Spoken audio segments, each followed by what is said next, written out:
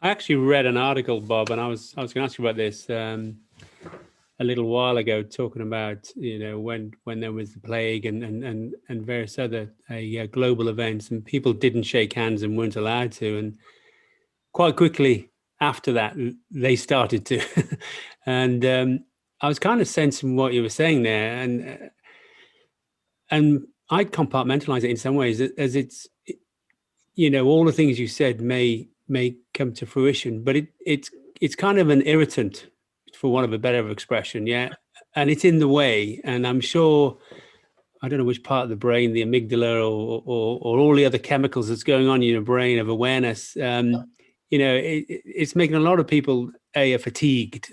So the question I guess I'd ask you is, you think of human behavior, which is anthropology. What about the humans? So you talked a lot then about the environment and businesses and things, but what about humans? How from your learnings and experience, how quickly do they adapt, adopt, and move back to type, et cetera, et cetera? I'm intrigued by that.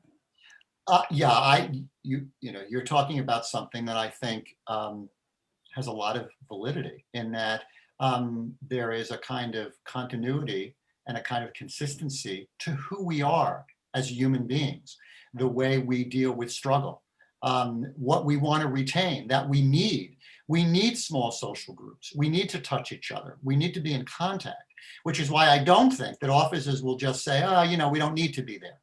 Or that companies will say, we don't need those gatherings at all. We'll probably do them in different ways.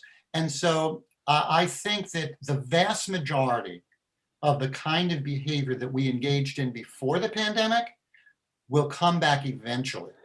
I think it'll come back in stages.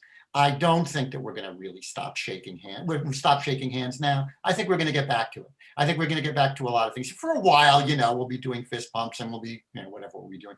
But I think that we need those things. I think it's, and if you go back through history, obviously, culture has changed in many, many ways. But there are some fundamentals about our need to affiliate with other people outside our very close in kinship group or close in friendship group. We need to have those extended relationships, and they're good for us, whether they are about commerce or whether they're about just avoiding warfare. We need to get to know other people deeply, and the kind of interaction that we can have face to face, and get drunk together sometimes, whatever it was we might be doing, or play a game or whatever it is, face to face. Those things are. I'm an aggressive optimist. So whatever I may say as an anthropologist is also colored by that. We all have a bias.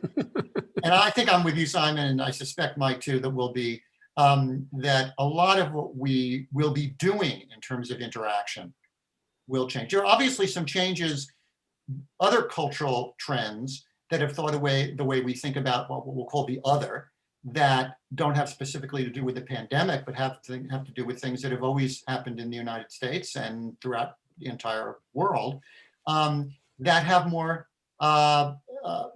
stickiness to them. It's like what Martin Luther King said about, the arc of justice. You'd like to think that things are just getting better. And so there are changes that do seem to move us forward. And those are cultural changes.